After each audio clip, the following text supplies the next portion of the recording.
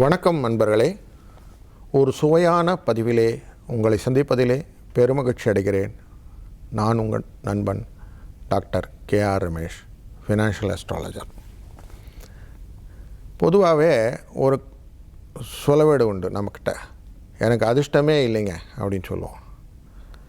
அதிர்ஷ்டம் அப்படின்னா என்னது? அது இஷ்டமாக வர்றது அதிர்ஷ்டம் அப்படின்னு சொல்லுவாங்க சிலவங்க பிரித்து சொல்லும்போது.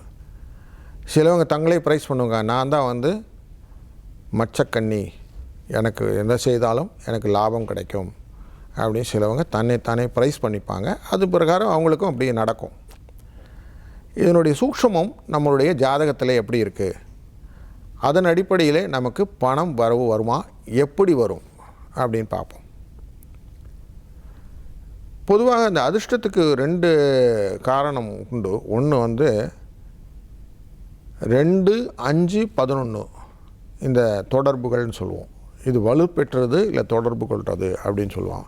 2 கூடியவன் ஸ்ட்ராங்காக இருக்கிறது, இல்லை 2, 5 தொடர்பு, 2, 11 தொடர்பு, 2, 5, 11 தொடர்பு. இதில் 2, 11 ரெண்டும் 2வது ஸ்தானம்ங்கிறது தனஸ்தானம், 11வது ஸ்தானம் லாபஸ்தானம். பரிவர்த்தனைன்னு சொல்லுவாங்க. மாற்றி உட்காந்துட்டாங்கன்னா இவங்களெல்லாம் பிடிக்க முடியாது, அவ்வளோ காசு வச்சுருப்பாங்க. 5வது ஸ்தானத்துக்கு பேர் லக்ஷ்மி ஸ்தானம்னு பேர். பணம் வரும், அதிர்ஷ்டம் வரும். 9வது ஸ்தானத்துக்கு பேர் விஷ்ணு ஸ்தானம்னு பேர். இந்த 5, 9 இந்த காம்பினேஷன், 2, 5, 9, 11 இந்த 4 காம்பினேஷனில் சேர்ந்தவங்கள்லாம் அதிர்ஷ்டசாலியாக இருப்பார்கள். இவர்களுக்கு முதல்ல இன்ட்ரோ தான். இவங்க எந்த தொழில் செஞ்சாலும் லாபம் வந்துடும், பைசா இருக்கும். நான் அதர்வேரவுன்னு சொன்னாங்க, இவங்க அதிகமாக ஜோதிடர்கிட்ட போக மாட்டாங்க, ஏன்னா அவங்களுக்கு தேவையில்லை, ஏன்னா அவங்களுக்கெல்லாம் நிறைய வந்துட்டேன், ஸோ வி ஷுட் கோ அப்படின்னு சொல்லி விட்டுருவாங்க. இது தொடர்பில் அதிர்ஷ்டத்தை அவங்களுடைய லாபத்தை அவங்க பாக்கெட்டில் வச்சுட்ருக்காங்கன்னு அர்த்தம். கொஞ்சம் வித்தியாசமாக பார்க்கலன்னா, இந்த சந்திரனும் சுக்கிரனும் சேர்ந்துருக்கான்னு வச்சுக்கோங்களேன், இந்த குதிரை பந்தயம் மாதிரி விஷயங்கள்லாம் இருக்குது. அதுவும் சரராசியாக இருந்துட்டுன்னா, அது முதல் ராசி மேஷ ராசின்னு சொன்னோம். மேஷம், கடக, துலா, மகர இந்த ராசிகள் எல்லாம் இருந்துச்சுன்னு வச்சுங்களேன், இவங்க குதிரை பந்தயத்து மூலிமா பணம் ஈட்டுவது. அதாவது எல்லாமே ஃபாஸ்ட்டாக வரணும். ஃபாஸ்ட் ஷேர் மார்க்கெட்டு போனாலும் இமீடியட்டாக பணம் வரணும். அந்த ஸ்பீடுன்னு அதை பற்றி தான் ஸ்பீடு மணி அப்படின்னு சொல்லுவாங்க.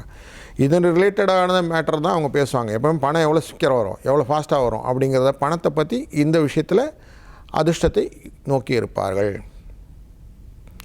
இப்போ நிறைய பார்க்குறோம், இந்த ரம்மி சர்க்கிள் அப்படின்னு பார்க்குறோம்னா, ரம்மி விளையாடுறது. இதுக்கும் இந்த 2, 5 தொடர்பு வேணும், அப்படி இருக்கணும். அதில் கேது தொடர்பாக இருக்கும், புதனும் தொடர்பாக இருப்பார். கேது ஏன் தொடர்பாக இருக்கணும் அப்படின்னாக்க, அந்த சீட்டாட்டத்தில் சீட்டு கட்டுக்குள்ள பார்த்திங்கன்னா ராஜாராணி படம் போட்டிருக்கோம் இல்லையா? அந்த ராஜாராணி படங்களெல்லாம் நல்லா உற்று பார்த்திங்கன்னா அவர்களெல்லாம் நம்ம வீட்டு ராஜாராணி மாதிரி இல்லை, வெளியில் இருக்கக்கூடிய மிலேச்சர்கள் அப்படிங்கிற அந்த ராஜாராணி படங்களாக இருக்கும். அதனால் கேது தொடர்பு.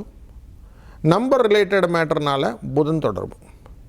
இப்போது சந்திரன், புதன், கேது இவங்களுடைய பேசிக்ஸ் ஐடியாவில் இவங்களுடைய கான்செப்டை போய் பார்க்கும்போது, இந்த 2, 5, 11 இதே மெத்தடில் போய் பார்த்தோம்னா, இவர்களுக்கு இங்கே ரம்மி ரிலேட்டடான சீட்டு விளையாட்டில் காசு வரத்துக்குன்னு வாய்ப்புகள் உண்டு அப்படின்னு பார்க்குறோம்.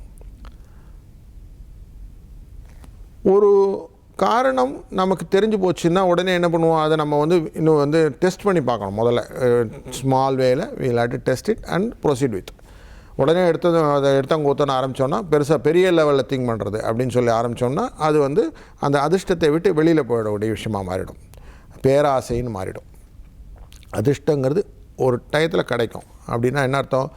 சீட்டு விளையாடும் போது ஒரு ரவுண்டு கிடச்சிருச்சுன்னா காசு வந்துச்சுன்னா எழுந்து போயிடணும். 10 ரவுண்டு உட்கார்ந்தோம்னா காசு போயிடும். அதிர்ஷ்டம் வருதுன்னு தொடர்ந்து முதலீடு செய்து கொண்டே இருந்ததுன்னா அதிர்ஷ்டம் பேராசையாக மாற ஆரம்பித்து விடும்.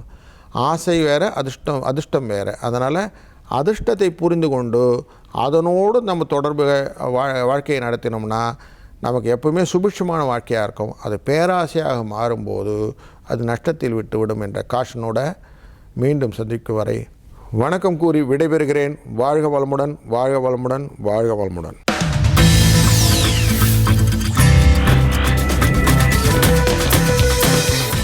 இன்னைக்கு யுகம் கணக்கில் நிறைய இன்ட்ரெஸ்டிங்கான செக்மெண்ட்ஸ்லாம் பார்த்தோம். இதே மாதிரி ஒரு சூப்பரான எபிசோட்ல உங்களை சந்திக்கும் வரை இப்போ உங்களிடமிருந்து விடைபெறுவது நான் உங்கள் டேரன் பாபு. நான் உங்கள் அஜிதா.